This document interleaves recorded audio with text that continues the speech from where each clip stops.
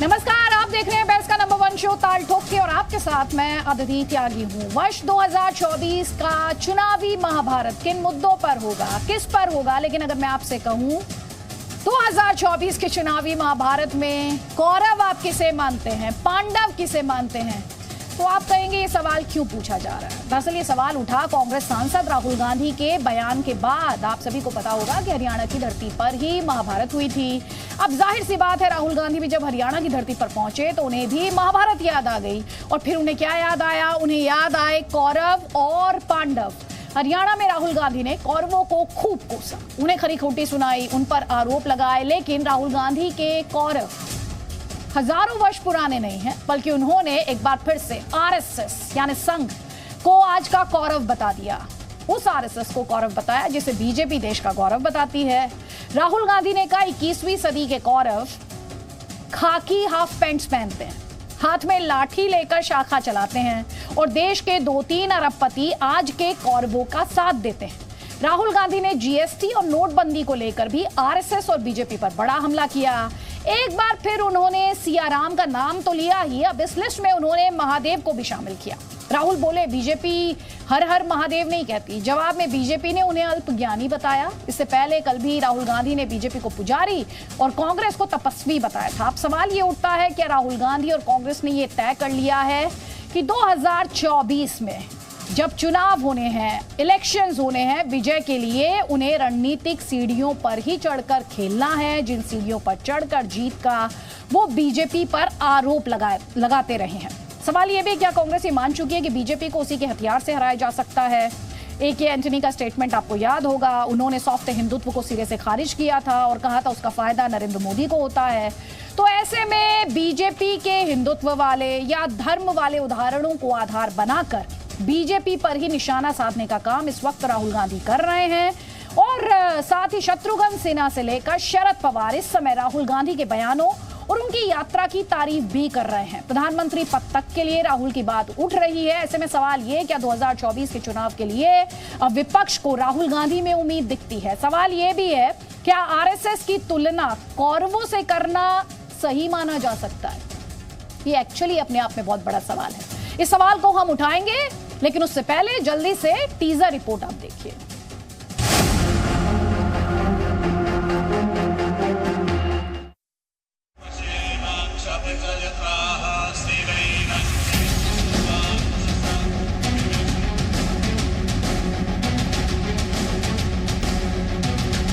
इक्कीसवीं सदी के कौरव हाफ पैंट, खाकी हाफ पैंट पहनते हैं, हाथ में लाठी लिए होते हैं और शाखा लगाते हैं।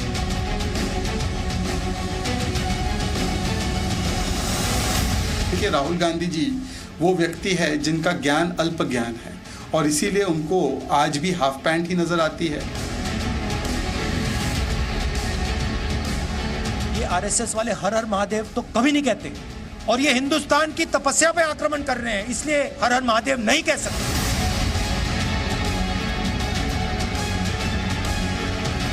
70 साल कांग्रेस ने देश के अंदर लड़ाने का काम किया। कृपया भगवानों में भेदभाव न पैदा करो।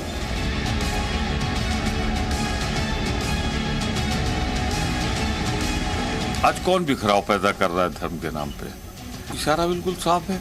जब जोड़ने निकलोगे तो जो तोड़ रहे हैं उनका जिक्र तो आएगा।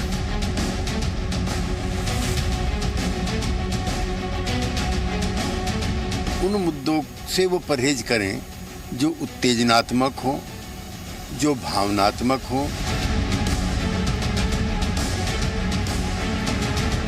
प्रधानमंत्री बनने के लिए किसी कंपटीशन में जाने की जरूरत नहीं होती। इस मामले में तो राहुल गांधी हैं, उनकी तो क्षमता है ही, क्यों नहीं बन सकते।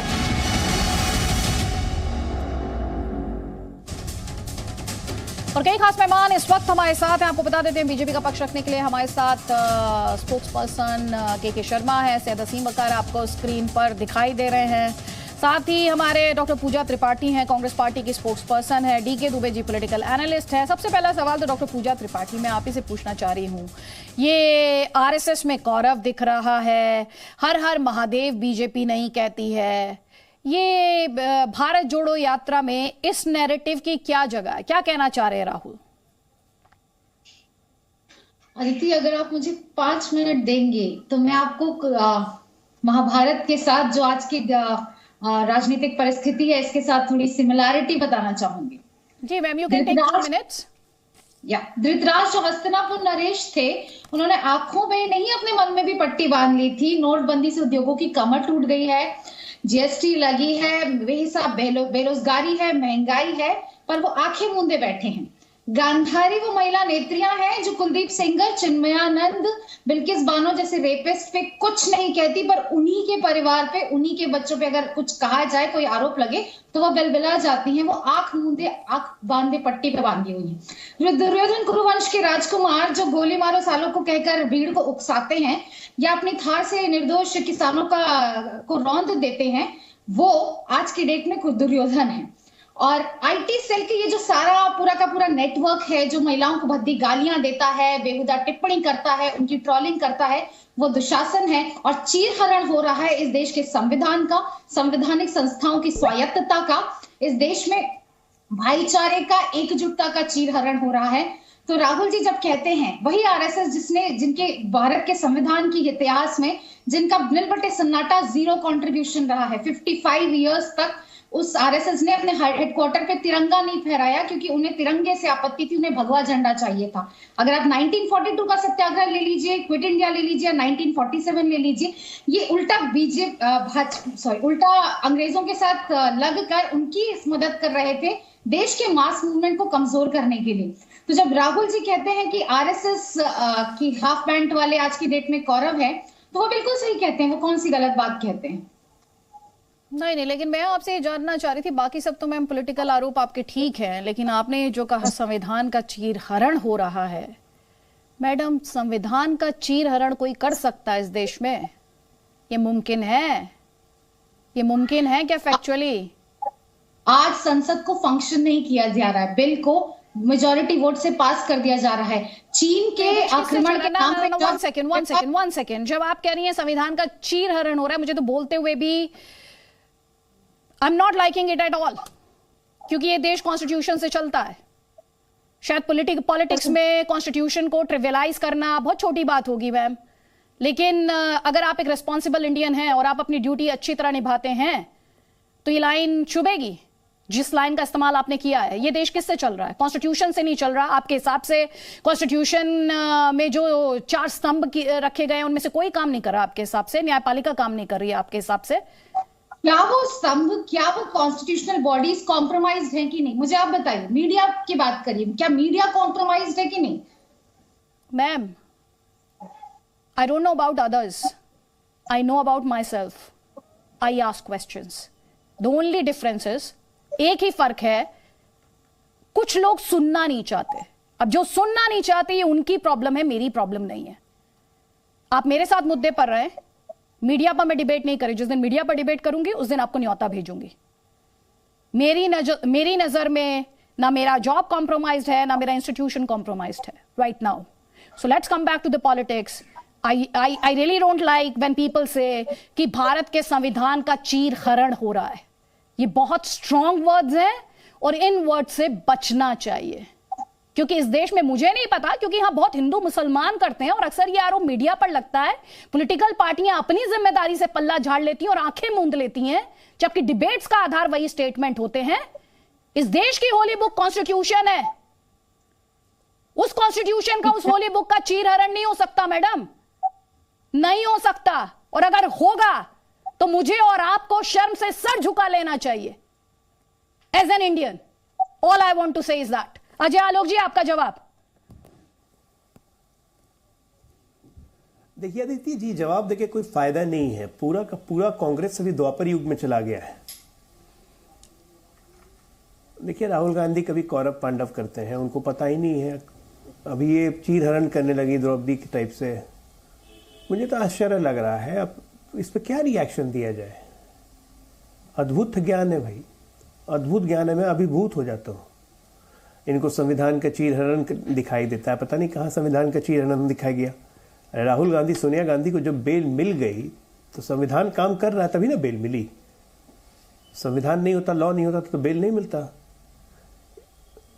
तो इसलिए अब इन पे रिएक्शन नहीं, अब इनको छोड़ देना चाहिए मुझे लगता है।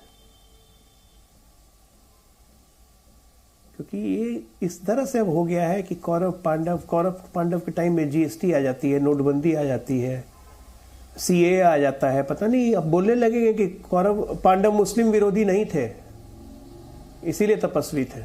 उन द्वापर युग में मुसलमान भी ले आएंगे। कहाँ कहाँ अद्भुत ज्ञान है भाई, इसलिए मैं अभिभूत हूं। ठीक है, जल्दी से कमेंट के शर्मा। संघ कौरव है, थोड़ी देर पहले एक व्याख्या की डॉक्टर पूजा त्रिपाठी ने।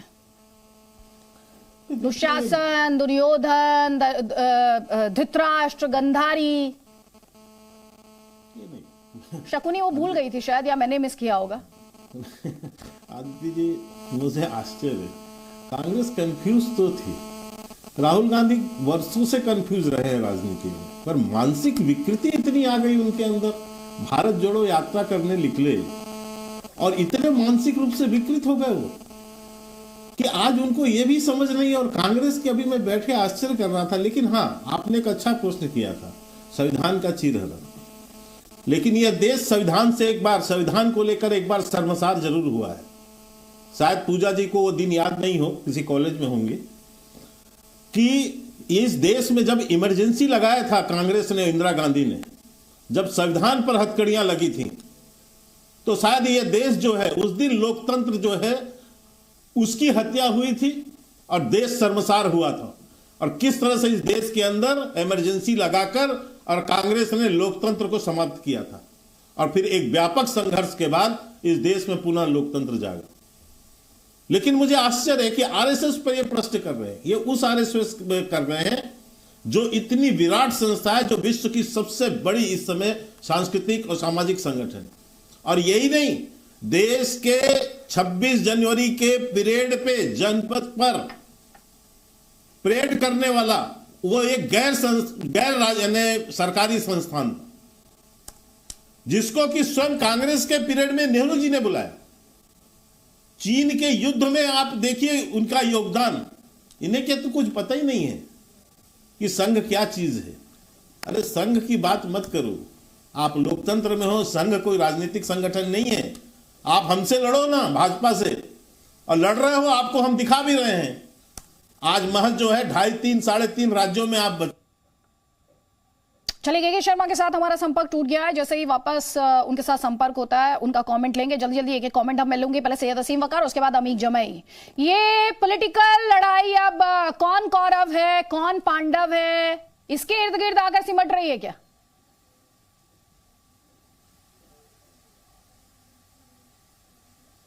सैयद असीम वकार, सुन पा रहे हैं आप मुझे? मैं समझता हूं राहुल गांधी जी अब बीजेपी की राह पे चल पड़े हैं।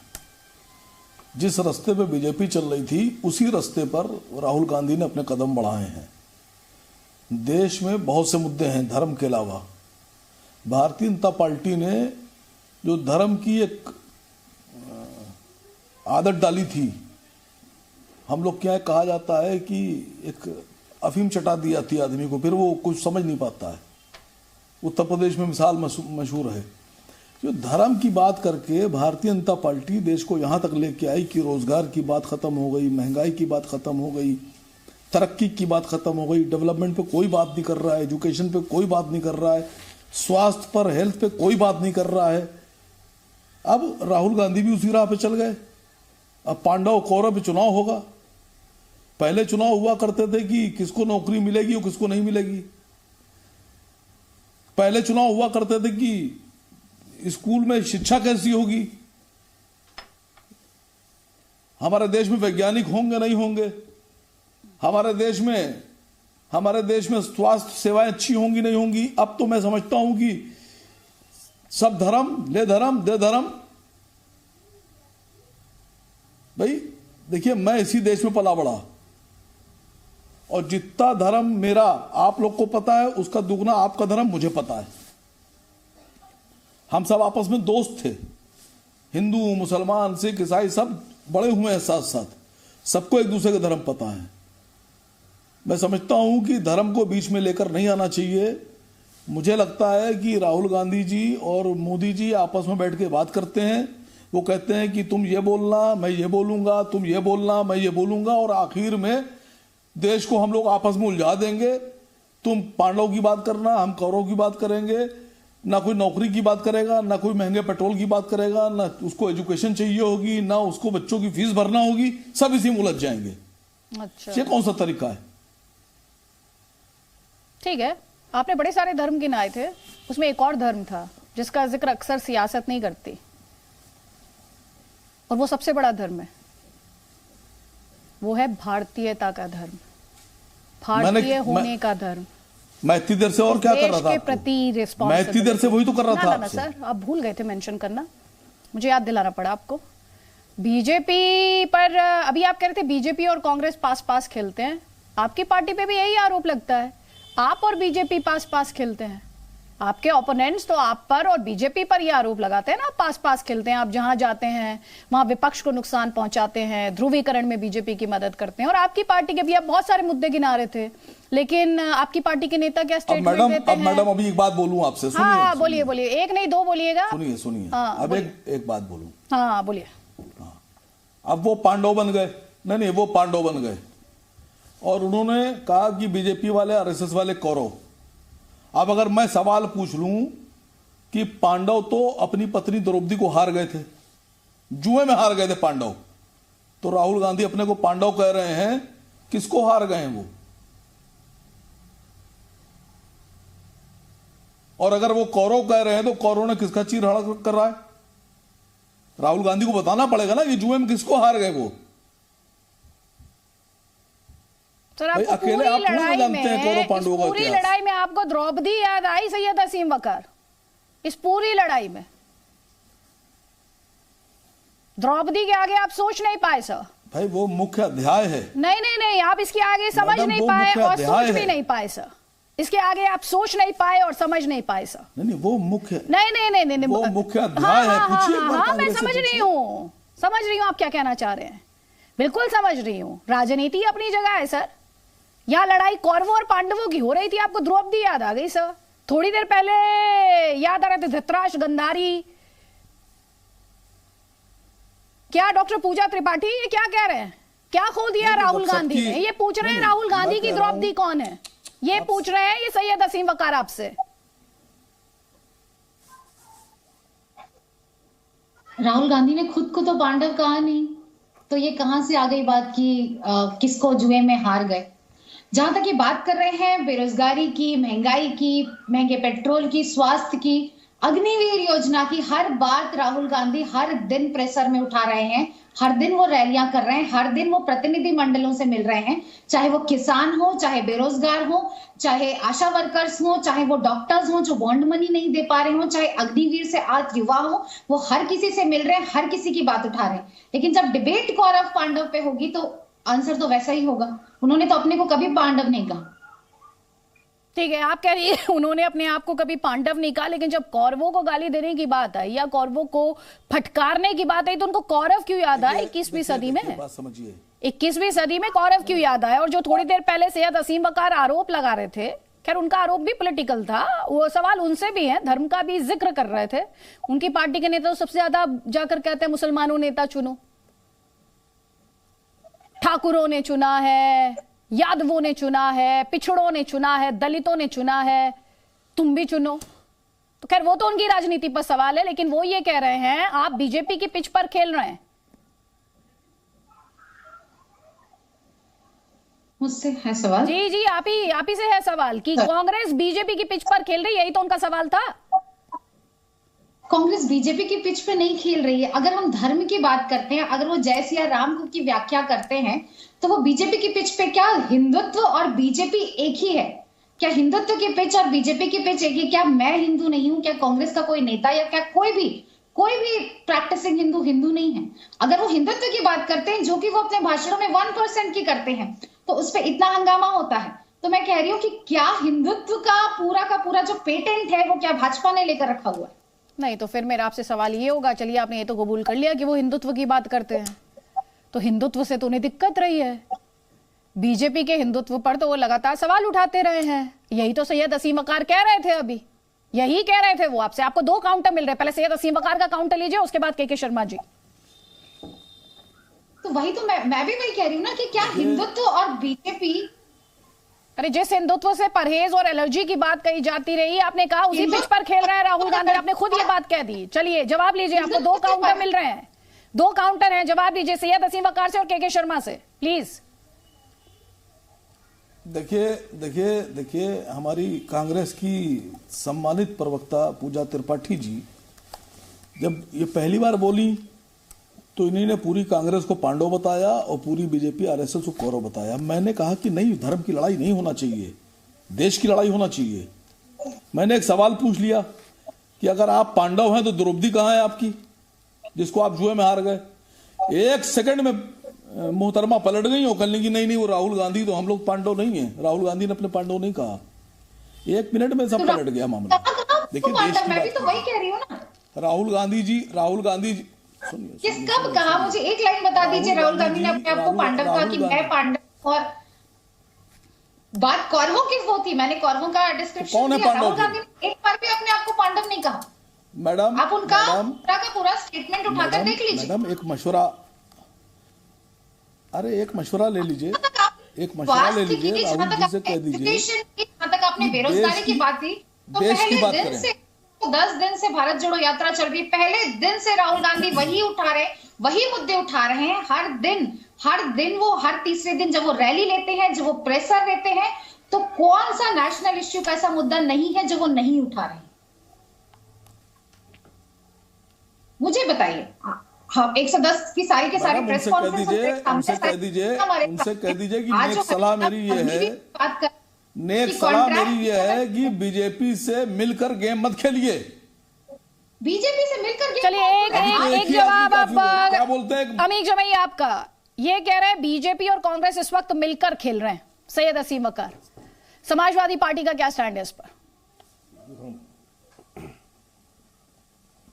अति त्यागी, जो ये विषय आपकी चर्चा का है, हमारा ये मानना है और माननीय अखिलेश यादव जी का भी ये हमेशा से उनकी एक विचारधारा रही है कि राजनीति में धर्म की मिलावट जो है नहीं होनी चाहिए और धर्म को जो है बिल्कुल एक निजी मामला माना जाना चाहिए। आप 10 बार पूजा करिए, 10 बार नमाज पढ़िए, किसी को कोई मतलब नहीं है।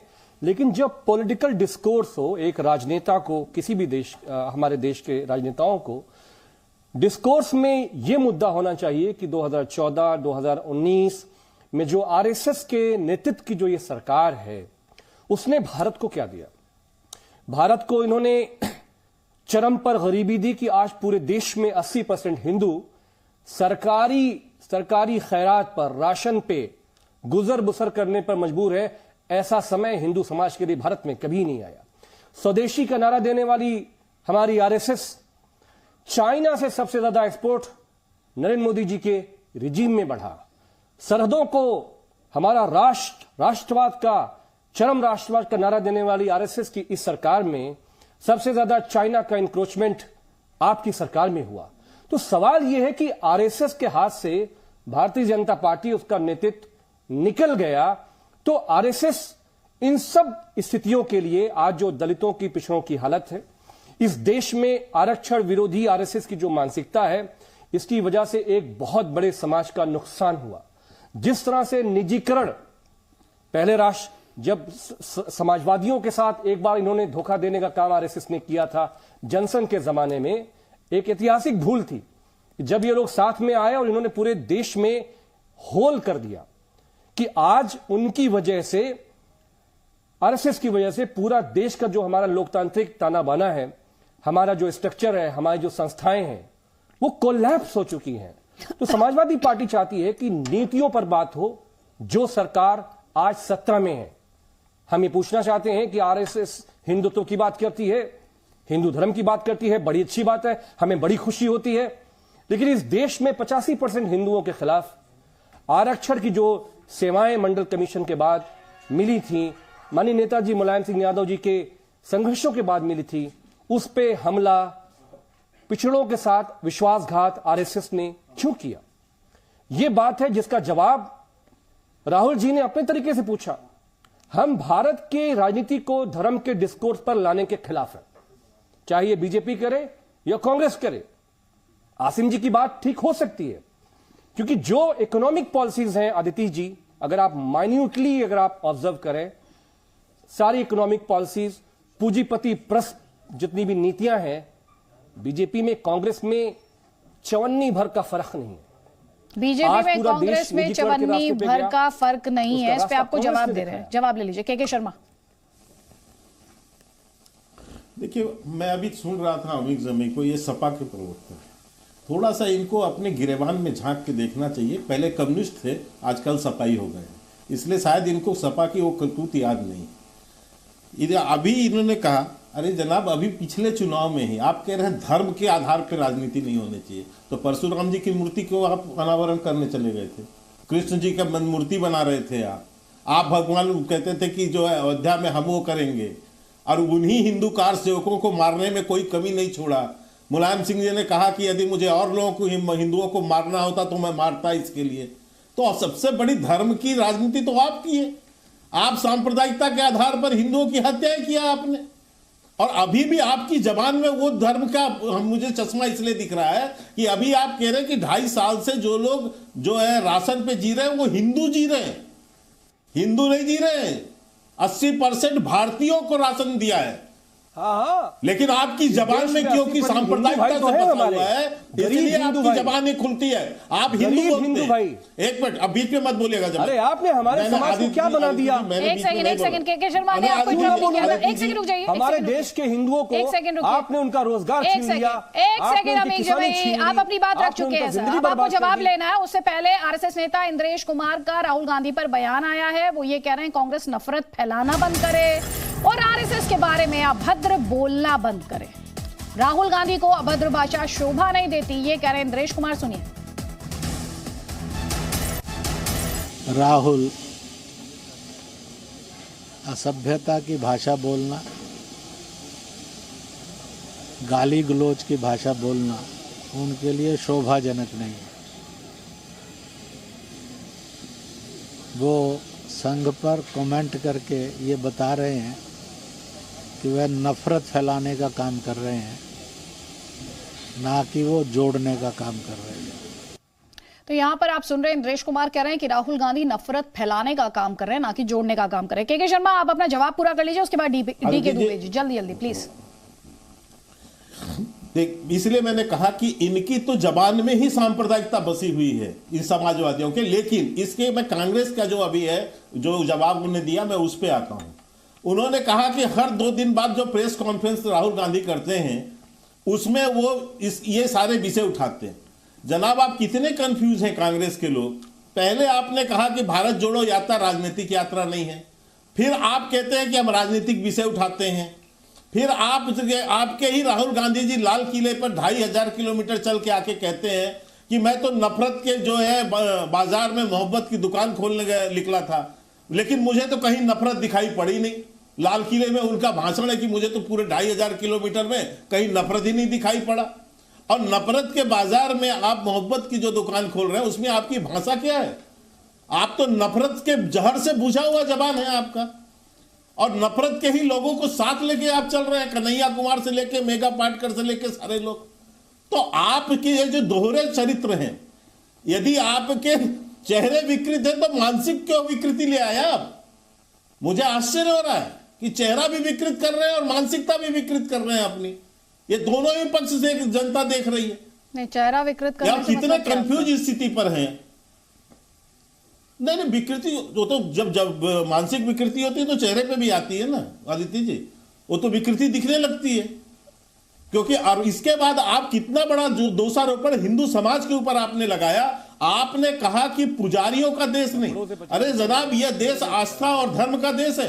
घर घर पूजा होती है, यहाँ पर घर घर लोग पूजा करते हैं। पूजा करने वाले को आप नफरत कर रहे हैं। चेहरे की विकृति है वो जनता तय कर लेगी। राजनीति में तो, राजनीति हो, लोकतंत्र में तो बहुत सिंपल है, जनता की अदालत में होता है सर। आदित्य जी, बिल्कुल। हम यदि आप आरएसएस पर गलत आरोप लगाएंगे, भाजपा पर गलत आरोप सवाल उठ रहा है ना सर, पूछा जा रहा है ना उसे लेके सवाल। आपको समझ नहीं है? नहीं, तो उसे लेकर सवाल पूछा जा रहा है सर, उसे लेकर सवाल पूछा जा रहा है, सवाल पूछा जा रहा है, डिबेट हो रही है, ठीक है ना सर? और ये भी तो तार्किक तौर पर बात हो सकती है, तो होनी चाहिए। चलिए अब एक काउंटर लीजिए आप, अब आप काउंटर ले लीजिए। अमित जमाई आपको बहुत देर से जवाब देना चाह रहे हैं, उनका जवाब ले लीजिए आप।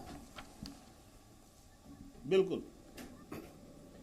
देखिए आरती जी, के शर्मा जी ने अभी भी जवाब नहीं दिया कि आरएसएस स्वदेशी का नारा देने वाले जो आरएसएस है, इस देश के लिए रिस्पॉन्सिबल है पूरे देश के संसाधनों को पूंजीपतियों को बिचवाने में, नीलाम करवाने में। आरएसएस सामने क्यों नहीं आती, यह बात समाजवादी पार्टी पूछना चाहती है कि जब नरेंद्र मोदी जी इस देश के सारी हमारे पीएसयूज को बेचते हैं, आरएसएस को गुस्सा क्यों नहीं आता है? आरएसएस कहती है कि हिंदुओं का हित। मुझे तो बड़ी खुशी है कि जब हिंदुओं के हित की बात होती है। इस देश के 85% पिछड़ों को, दलितों को, आदिवासियों के आरक्षण पर जब हमला होता है, आरएसएस को गुस्सा क्यों नहीं आता है? जब 2 करोड़ का नारा संसद में फेल होता है, निर्मला सीतारमण साहिबा कहती है कि 50 लाख ही नौकरी दे पाए, आरएसएस को गुस्सा क्यों नहीं आता है? इसलिए इस देश में जो भी हालत है, जो भी इस देश में गरीबी है, भुखमरी है, 80 करोड़ लोग सरकारी राशन पर बेचारे अपनी जिंदगी बिताने को मजबूर हैं, RSS is responsible for all this condition. चलिए जवाब ले लीजिए इस पे, डीके दुबे जी। आरएसएस को गुस्सा क्यों नहीं आता, ये पूछ रहे हैं अमित जमई। देखिए, मुझे जहां तक लगता है, जितना मैं राष्ट्रीय स्वयंसेवक संघ को जानता हूं, राष्ट्रीय स्वयंसेवक संघ पूरे देश में समान पूर्वजों की संतानों को एक साथ लाने के लिए कटिबद्ध है। ना तो कोई पॉलिटिकल ऑर्गेनाइजेशन है, ना ही कोई फाइनेंशियल एक्टिविटी है, और ना ही पॉलिसी वर्क है। जब राष्ट्रीय स्वयंसेवक संघ का कोई पॉलिसी वर्क में सीधा पार्टिसिपेशन नहीं है, ना ही पॉलिटिक्स में सीधा पार्टिसिपेशन है, वो देश की एक ऐसी ऑर्गेनाइजेशन है जो समाज को भारतीय हितों के लिए सोचे, ऐसा विचार रखकर लोगों को तैयार करने वाले। तो मुझे ये समझ ही नहीं आता कि आरएसएस को गुस्सा आएगा क्यों, और मुझे ये भी नहीं समझ में आता कि आरएसएस का रोल क्या है। जब ये लगातार कहते हैं कि आपका कोई रोल नहीं, तो आरएसएस का रोल बिगाड़ने में कहां से आ गया? मुझे तो नहीं लगता। दूसरी बात आती है राहुल गांधी जी की, तो मेरा अपना विचार है कि वो भारत यात्रा करने के लिए निकले हैं, और भारत यात्रा करते समय, भारत दर्शन करते समय, उनको दर्शन में कुछ जब समझ नहीं आता तो वो कुछ भी बोलना शुरू कर देते हैं, ताकि आप और हम मीडिया जो है उनको कवर करे और कम से कम उनको दिखाए। अदरवाइज उनके पास पॉलिसी के लिए कुछ नहीं है, देश के लिए बोलने के लिए कुछ नहीं है। अब जब राहुल गांधी हरियाणा में जाकर ये कहते हैं कि यहां कौरव पांडव हुए हैं, जहां युद्ध हुआ, अभी इनको ये नहीं मालूम है कि हस्तिनापुर कहां था, अभी इनको ये नहीं मालूम कि इंद्रप्रस्थ कहां था, बोल कहां रहे हैं, किस विषय को कैसे ले रहे हैं। और फिर जब ये पुजारियों की, तपस्वियों की चर्चा करते हैं, तो ये धर्मगुरुओं के लिए छोड़ देना चाहिए। अभी मैं बाकी पैनलिस्ट को सुन रहा था कि भाई धर्म की बात है, महाभारत के अंदर द्रौपदी का अपना किरदार है, उनके अंदर बाकी लोग हैं, उनको धर्मगुरुओं के लिए छोड़ दीजिए ना। आप और हम उस पर क्यों चर्चा करते हैं? और अगर चर्चा करने का शौक है तो मुझे लगता है जिन जिन संप्रदायों को हम में से कोई फॉलो करता है, अपने संप्रदाय पर भी चर्चा करनी चाहिए, कि उनके इतिहास और भूगोल के विषय में भी चर्चा करें तो ज्यादा अच्छा होगा। यहां पर राष्ट्रीय स्वयंसेवक संघ को कटघरे में खड़ा करना, जो आपसे कोई बात ही नहीं करता, आपको रिप्लाई भी नहीं देता, और आप कुछ कहते हैं तो उस पर कोई कमेंट नहीं करता, उसके विषय में घसीटकर क्या सिद्ध करना चाहते हैं, मुझे तो अभी तक समझ आया। ठीक है, अब आप जवाब लीजिए। सैयद असीम वकार ये कह रहे हैं आरएसएस जिसका कोई रोल नहीं, उसे बदनाम क्यों किया जा रहा है, उसे बार बार घसीटकर क्यों लेकर आया जाता है पॉलिटिकल नैरेटिव में?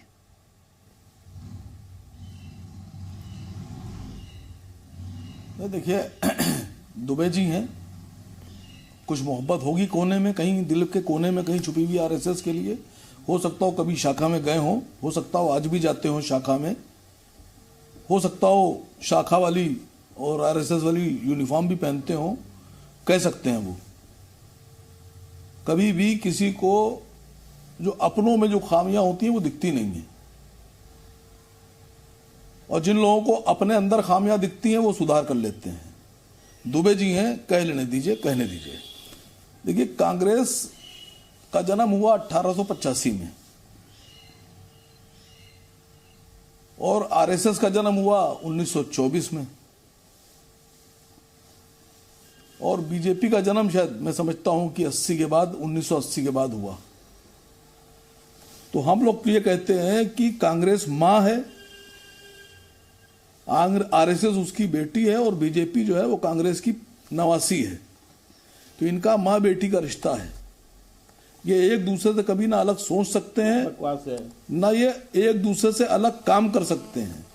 वकार साहब, ये आपका फार्मूला हमको समझ नहीं आया। बकवास हो रही है। 51 में अपना माता माता है, किसको हमारा बनाया एक चैनल पर?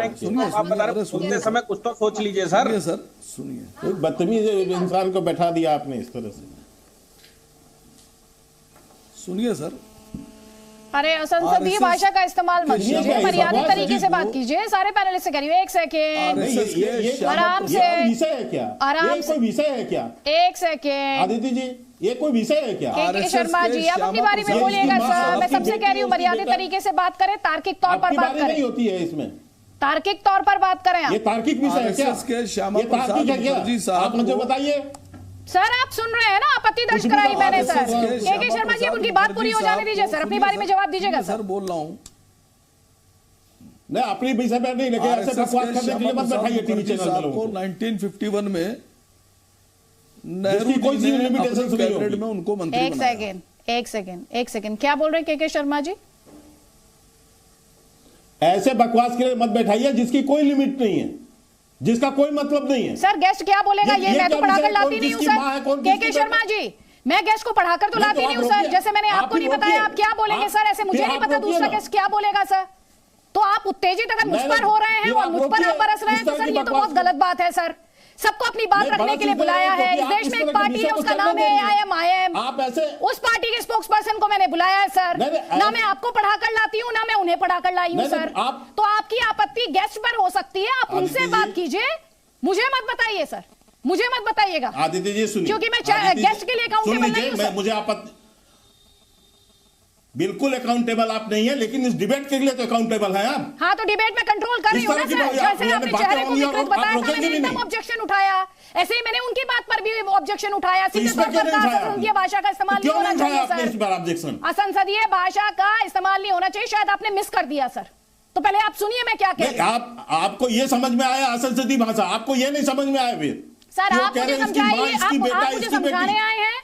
एक सेकंड के शर्मा जी, आप मुझे समझाने आए हैं सर या आप अपनी पॉलिटिक्स की बात करने आए हैं? के शर्मा जी, मैं ऑब्जेक्शन कर रहा हूं क्योंकि मेरी पार्टी को गलत शब्दों से बोला गया। ठीक है, आपने ऑब्जेक्शन उठाया, उससे पहले ही मैंने भाषा पर आपत्ति दर्ज करा दी सर। आपने शायद मिस कर दिया, तो बात पूरी सुनिए ना सर। पहले आप पहले बात पूरी सुनिए। नहीं बिल्कुल हम आपके सुन रहे हैं, लेकिन आप उस समय रोकी नहीं, इसलिए मैंने आपको सर आप अगर सुन नहीं रहे तो सर मेरी दिक्कत नहीं है सर। मेरी दिक्कत नहीं है अगर कोई सुन नहीं रहा, ये मेरी दिक्कत नहीं है। मुझे अपना काम आता है, उसके लिए मुझे किसी के पाठ की जरूरत नहीं है। जैसे मैं किसी को नहीं पढ़ाती कि उन्हें क्या बोलना है, उसी तरह मैं पाठ नहीं पढ़ना चाहती। ऐसे बैठे हुए मेरी पार्टी पर ऐसे ठीक है सर, आप जवाब दे रहे हैं सर, आप जवाब दे रहे हैं। कोई करता है तो आपको रोकना पड़ेगा। बिल्कुल रोका है मैंने, आपको भी रोका था जब आपने चेहरा विकृत बताया था, उन्हें भी रोका है मैंने। Please please. और सैयद असीम वकार, फैमिली ट्री आप ड्रॉ मत कीजिए क्योंकि आपको पता नहीं है। तो मेहरबानी करके जो आपकी तार्किक दलीलें हो वो यहां पर सामने रखिएगा। और अब सारे पैनलिस्ट सोचिएगा, समझ लीजिएगा, तोल लीजिएगा अपने वर्ड्स को, तब बोलिएगा। सैयद असीम वकार 30 सेकंड है आपके पास। क्या मैं अपनी बात कंप्लीट कर लूं? हाँ, अपनी बात पूरी कीजिए। फैमिली ट्री बनाने की जरूरत नहीं है, उसके लिए आपके सर्टिफिकेट नहीं चाहिए किसी को। आप अपनी दलील रखिए, मौजूदा दौर में रखिए, 21वीं सदी में रखिए। राहुल, अरे मोहतरमा मुझे बोलने दीजिए, सारा टाइम तो आप ले लेंगी मेरा। हाँ ठीक है, आपका टाइम, आपको टाइम मैं ही दे रही हूँ सर। अरे सुनिए तो, उनके नाना ने यानी प्रथम प्रधानमंत्री जनाब जवाहरलाल नेहरू साहब ने आरएसएस के श्यामा प्रसाद मुखर्जी को अपनी कैबिनेट में मंत्री बनाया था। तो इतनी अगर एक नफरत है तो आप ये बताने की कृपा करें क्यों बनाया था। लॉजिक वाला जवाब दीजिएगा, कांग्रेस से मैं पूछ रहा हूं। क्या किसी जिसको हम अपने को बता रहे हैं कि अगर हमारी नजर में कोई देश का दुश्मन हो, मेरा दुश्मन हो, मेरे घर का दुश्मन हो, मेरे मोहल्ले का दुश्मन हो, तो क्या हम उसको अपने क्या मंत्री बना देंगे? हम तो नहीं बनाएंगे। ठीक है, जवाब ले लीजिए। क्यों बना रहे हैं आप? ठीक है, जवाब एक तरफ तो आप मंत्री बनाते हैं और दूसरी तरफ लोगों से कहते हैं कि इनसे आपको जवाब देना पड़ेगा। उन्होंने श्यामा प्रसाद मुखर्जी को इनवाइट किया था और ये नेहरू जी की बड़प्पन थी कि उन्होंने सभी को साथ लेने की कोशिश की थी, उस पर सवाल मत उठाइए। आप जब कहते हैं कि कांग्रेस 85 में बनी, आरएसएस 25, वो जो दुनिया जहान के आप माँ बेटी का रिश्ता बताते हैं, तो ये सरदार पटेल थे जिन्होंने महात्मा गांधी के असैसिनेशन के बाद आरएसएस पे बैन लगाया था। तो ये श्यामा प्रसाद मुखर्जी को जब उन्होंने कैबिनेट में हिस्सा दिया तो उनकी हर विचारधारा को साथ लेकर भारत तुरंत आजाद हुआ था, और भारत को हर विचारधारा के हर एक इंसान के कंट्रीब्यूशन की जरूरत थी आगे बढ़ने के लिए, इसीलिए नेहरू जी की कैबिनेट ऐसी थी। ठीक है, डीके इसके दुबे लिए आप अब ये मत बोलिए कि जवाब वो- दीजिए उनका। पहले अजय आलोक का जवाब दीजिए, उसके बाद डीके दुबे का जवाब दीजिएगा। अजय आलोक। नहीं अदिति, मैं किसी को जवाब नहीं दे रहा हूं, लेकिन आप कुछ पैनलिस्ट की बातों को सुन के आपको ऐसा नहीं लग रहा है कि सबको राहुल गांधी इफेक्ट हो जा रहा है? वो बिहार में कहावत है, हंसुआ के ब्याह में खुरपी के गीत। बात राहुल गांधी के डिबेट पे हो रही है, कोई किसी को मामा बना रहा है, कोई नवासा बन जा रहा है, कोई कुछ हो जा रहा है। बात राहुल गांधी के कौरव पांडव के कंपैरिजन एनालॉजी की हो रही है, कोई हिंदू धर्म में द्रौपदी को चीरहनन सुनाने लगता है। इनकी औकात कैसे हो जाती है इतना बोलने की? जानती है क्यों? क्योंकि ये जानते हैं कि कोई रिएक्ट नहीं करेगा, इसलिए इनको बोल के मजा आता है। ये सैडिस्ट हैं ये लोग, इनको अंदर से खुशी मिलती है कि इस तरह से हिंदू धर्म और हिंदू देवी देवताओं के इतिहास के बारे में बोलो, जिनकी थोड़ी इज्जत हम लोग करते हैं, जिनको हम लोग मानते हैं, जो हमारी आस्था में बसते हैं। उस आस्था का अपमान उड़ाने में 1 मिनट की देरी नहीं लगती है इन लोग को। जरा इन लोग के बारे में कोई बोल दे तो सर तन से जुड़ा शुरू हो जाएगा। सबको राहुल गांधी इफेक्ट हो गया है कि कहीं जाना है, बोलना कुछ है, टारगेट किसी और कम्युनिटी को करना है। अब पूजा जी, मैं पहली बार आपसे मिल रहा हूं, थोड़ा स्टडी करके आइए कीजिए राहुल गांधी के बारे में। अभी आपने बोला कि हिंदुत्व का सारा पेटेंट राहुल गांधी ने नहीं ले रखा है। आपको पता है अब दिसंबर 2022 में राजस्थान में रैली में सोनिया गांधी और अशोक गहलोत के सामने राहुल गांधी ने कहा था कि मैं हिंदुत्व को नहीं मानता। तो जब हिंदुत्व को मानते ही नहीं तो किस बात का पेटेंट लेंगे? राहुल गांधी हिंदू है ही नहीं। पारसी पिता, ईसाई मां का बेटा, हिंदू कैसे? पहले अपने से पूछिएगा जाके। इसीलिए प्लीज राहुल गांधी इफेक्ट मत लाइए। माइंड जो बोले, टंग पे उनकी बात नहीं आती है। उनका माइंड और टंग का कोऑर्डिनेशन बिगड़ गया। He needs treatment. Rahul Gandhi Hindutva है कि नहीं है? आप सर्टिफिकेट देंगे अजय जी? ठीक है, हमारे साथ राशिद अल्वी है इस वक्त। सर्टिफिकेट नहीं, मैं तो आप कह रहे हैं, आप मुझे साबित कर दीजिए ना। ठीक है अजय आलोक जी, मैं आगे आपको मंच दूंगी। राशिद अल्वी हमारे साथ है इस वक्त। राशिद अल्वी, ये कौरवों की याद क्यों आ गई राहुल गांधी को? क्यों, इसमें आपको क्या गलत नजर आता है? कौरव ने भी देश को बर्बाद किया था और आरएसएस और बीजेपी भी देश को बर्बाद कर रही, बल्कि कौरव से तो एक कदम आगे हैं ये लोग। राहुल जी ने तो सिर्फ कौरव बताया है, ये तो एक कदम आगे बढ़ के इतनी नफरत देश के अंदर फैला रहे हैं। ऐसी नफरत कभी उस जमाने में नहीं होती थी। आजकल तो जितनी नफरत, मैं जाती तौर पे कह सकता हूं कि मैंने इतनी नफरत आपस में कभी नहीं देखी जितनी अब आजकल देख रहा हूं। तकलीफ होती है, अफसोस होता है। क्या ये वही भारत है हमारा, जहां पे मोहब्बत के साथ एक साथ रहते थे, जहां हिंदू मुसलमान के अंदर कोई तमीज नहीं होती थी? आज उसी भारत को क्या शक्ल दे दी है? कौरव से एक कदम आगे बढ़ गए। आपको नहीं लगता ये घर वापसी, लव जिहाद, ये सब क्या है? क्या इसी के लिए देश जाना जाता था?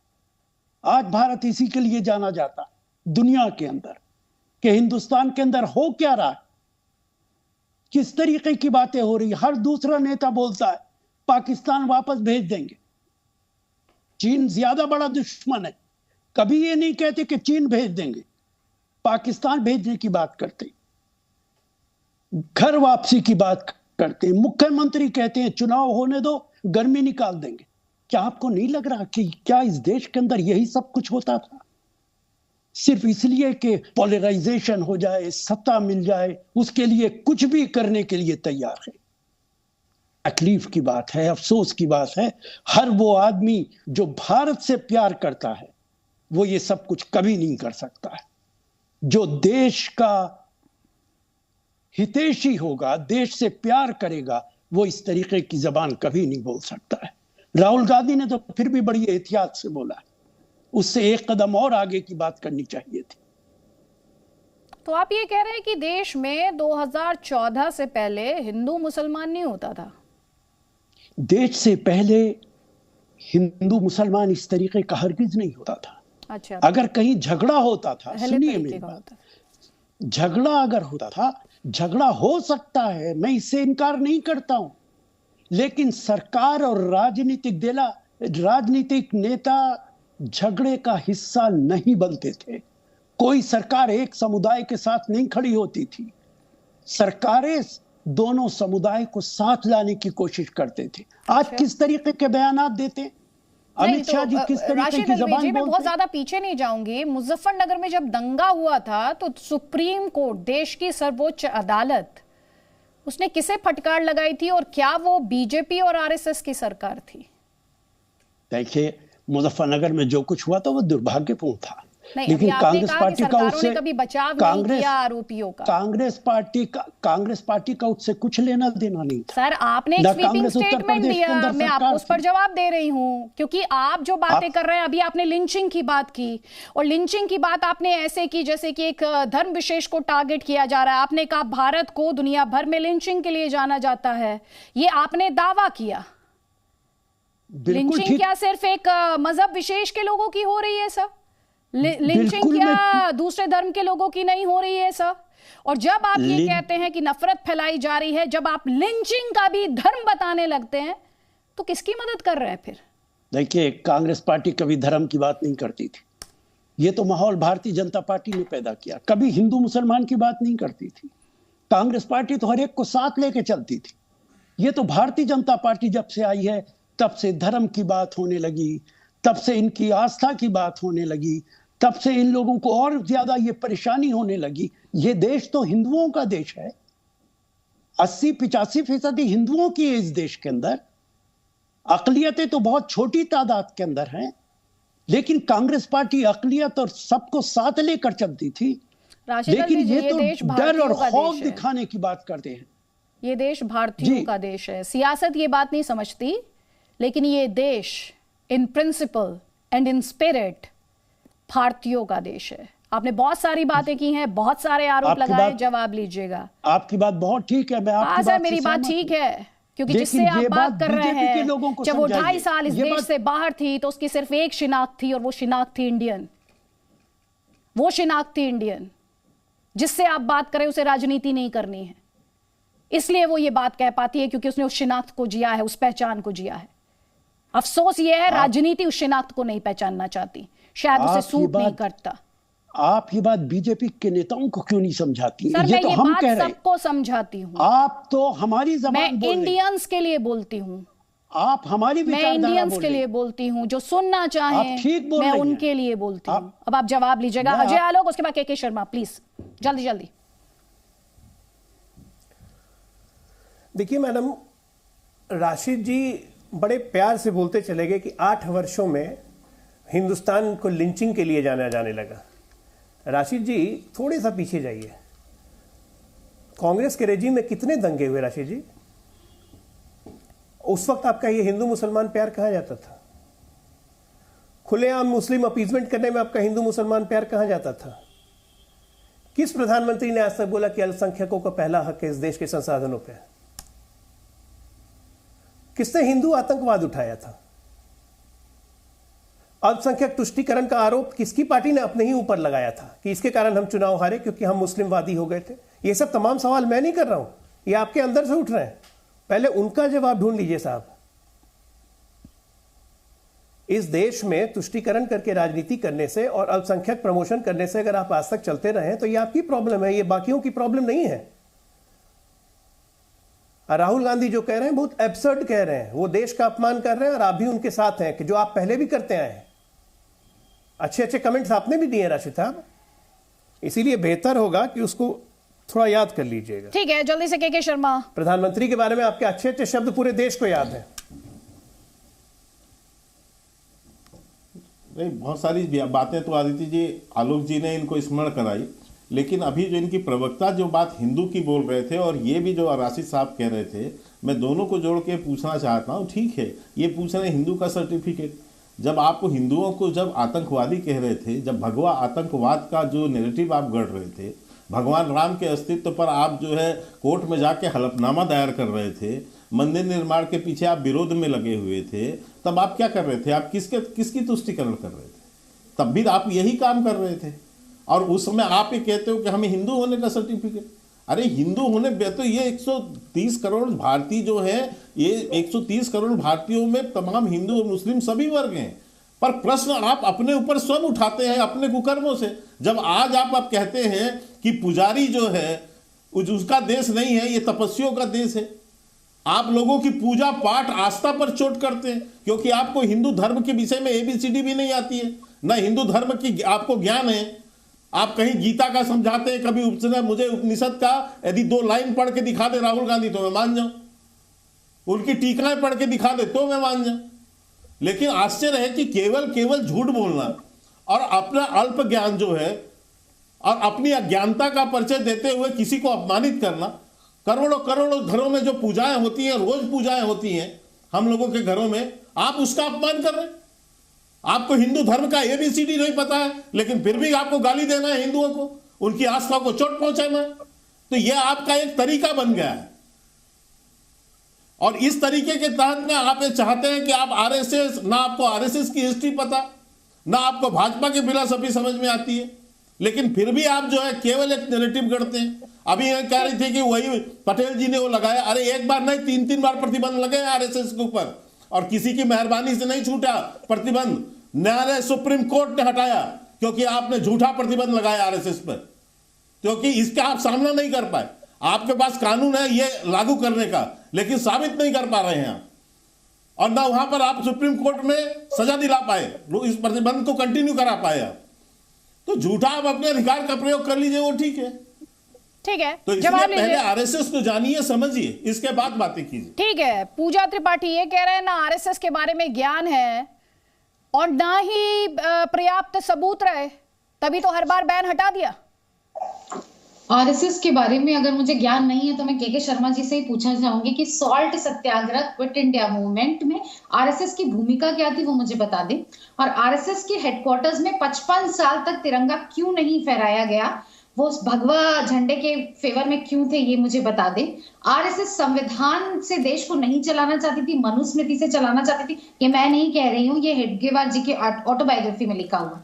ये मुझे बता दे, इस पे मुझे बता दे तो शायद ही मुझे भी कुछ ज्ञान मिल जाए। क्योंकि RSS का जहां तक मुझे ध्यान है, ये उनके ऑफिशियल रिकॉर्ड्स, ऑफिशियल बुक्स और ऑटोबायोग्राफी से है कि वो सिविल गार्ड में क्विट इंडिया मूवमेंट में अपने लोगों को भेज रहे थे। उन्होंने ये फरमान जारी किया था कि आप मास मूवमेंट में शामिल नहीं होंगे। तो ये मुझे RSS का तो पूरा, पहले तो ये कंट्रीब्यूशन बता दें कि भारत के फ्रीडम स्ट्रगल में उन्होंने किया क्या, और दूसरा ये बता दें मुझे कि ये 55 इयर्स तक तिरंगा नहीं फहराया, इसके पीछे उनकी कौन सी देशभक्ति थी, कौन सी राष्ट्रीयता थी और कौन सी समाज सेवा का ऐसा महान नारा था, ऐसा महान भावना थी जिसके पीछे वो तिरंगा नहीं फहराना चाहते थे। और जो तिरंगा फहराने की कोशिश भी कर रहे थे कुछ लोग वहां पे, उसको खिलाफ उनके कोर्ट में लेके गए थे और कई सालों तक केस चला था। तो ऐसा कौन सी बड़ी देशभक्ति थी, मुझे भी बता दें कि हम भी तिरंगे को मानने से इनकार कर दें फिर, अगर RSS इतना ही महान है तो। ठीक है, जवाब ले लीजिए के शर्मा।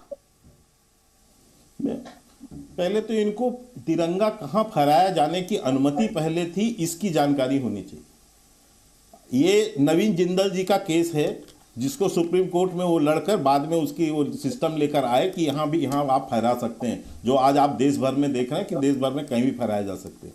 ये कोई सरकारी संस्थान नहीं है RSS, लागू करने के लिए मना नहीं किया था, और ना कोई ये प्राइवेट संस्था। एक बार सुनिए पूजा जी, पूरा अपना नॉलेज थोड़ा सा बढ़ा लीजिए, थोड़ा ये सब अध्ययन कर लीजिए, उसके कानूनों का अध्ययन कर लीजिए कि कहाँ फहराया जा सकता था, कहाँ नहीं फहराया जा सकता था और क्या सिस्टम फॉलो किए जा सकते थे। और जब इसकी स्वतंत्रता हुई तो इसके बाद सब लोगों ने फहराने लगे और जगह जो नहीं फहरते थे वहां भी फहराए गए हैं। दूसरी बात आप ये कह रहे हैं, मैंने पहले भी कहा कि RSS एक सांस्कृतिक और आपको उसकी नहीं, बिल्कुल आपको इसकी, इसीलिए मैं कह रहा हूं ना, अल्प ज्ञान के कारण ही आप अपनी अज्ञानता का परिचय देते हैं। और यही परिचय जो है राहुल गांधी भी दे रहे हैं कि ये पुजारी का देश है, ये जो पुजारियों का देश नहीं है, तपस्वियों का देश है। और वो जो टीकाएं समझा रहे हैं उन लोगों को, क्योंकि आप लोग को पूरा ज्ञान तो है नहीं। जब आपके नेता को डिटेल नहीं होता तो आप लोग क्या बताओगे? आप लोग तो उसी लकीर के फकीर की बात सुनकर आते हैं। मैंने जब 3 बार पूछा कि 3 बार प्रतिबंध लगे और तीनों बार वो प्रतिबंध क्यों नहीं सफल हुए आपके, आप लोगों ने तो बड़े आरोप लगा के किए थे उसको प्रतिबंधित RSS को, कैसे सुप्रीम कोर्ट से छूट गए? इसीलिए क्योंकि आपको केवल झूठ बोलना है, आपको सत्य से कोई लेना देना नहीं है। RSS जितनी जो है इतनी बड़ी संगठन पूरे विश्व में नहीं है, इतने विश्व में इसकी शाखाएं हैं, ऐसे चल रही है संगठन। ठीक है, अब जल्दी से 2 कमेंट लीजिए, 2 कमेंट और सैयद असीम बकार, उसके बाद अमीक जमई, जल्दी उसके कामों को समझा है कभी? ठीक है, पहले सैयद असीम बकार, उसके बाद अमीक जमई।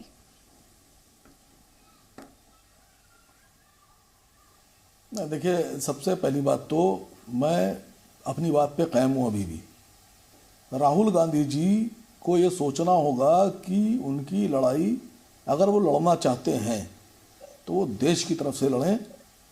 वो हिंदू मुसलमान के रास्ते पे चल के बीजेपी को मदद कर रहे हैं। या हो सकता हो कि बीजेपी से कुछ आपस में साठगांठ हो गई होगी कि तुम ये कहना हम ये कहेंगे, और पूरे देश को उलझा कर रखेंगे। नौजवान नौकरी की बात नहीं करेगा, बेरोजगार को हम जो कारोबार छिन गए उनकी बात नहीं होगी, तो ऐसे ही चलता रहेगा। ये ठीक सी बात नहीं है। ठीक है अमीक जमाई, ये तो कह रहे हैं कांग्रेस और बीजेपी दोनों मिले हुए हैं। आपने थोड़ी देर पहले कहा था कांग्रेस और बीजेपी की जो इकोनॉमिक पॉलिसीज हैं दोनों में कोई फर्क नहीं है। देखिए, मैंने बात करी कि जो नीतियां हैं, जो कॉर्पोरेट प्लस नीतियां हैं 1951 के जो नव उदारवाद की जो नीतियां हैं, उनमें तो कोई भी सारी बातें सब एक जैसी हैं। वही एजेंडे मैंने नीतियों की बात करी है। लेकिन आसिम जी ने यहाँ पे विपक्ष किसी दल को अगर आरएसएस की मां या बेटी या जो भी बता रहे हैं, तो इनको शायद मैं जानकारी के लिए मैं थोड़ा अपडेट कर दूं कि जो यूपीए 1 का समय था, यूपीए 2 का समय था, बिना शर्त असदुद्दीन ओवैसी साहब कांग्रेस के साथ सरकार में थे और उनका समर्थन कर रहे थे। ये एक अलग विषय है। बट हमारा ये कहना है कि आज अगर नरेंद्र मोदी जी के हाथ में सत्ता है तो क्या हमारे भारत के एक बड़े हिस्से के लिए वो कुछ कर सकते हैं? क्या वो इस देश को इंश्योर कर सकते हैं कि हमारी जो सरहदें हैं, चीन हमें जो है आंख नहीं दिखाएगा? क्या वो इस देश के नागरिकों को बता सकते हैं कि जो सैनिक अपनी जान लगा रहा है वहां पर, उसकी जिंदगी का जो जिम्मा है वो भारत की सरकार लेगी?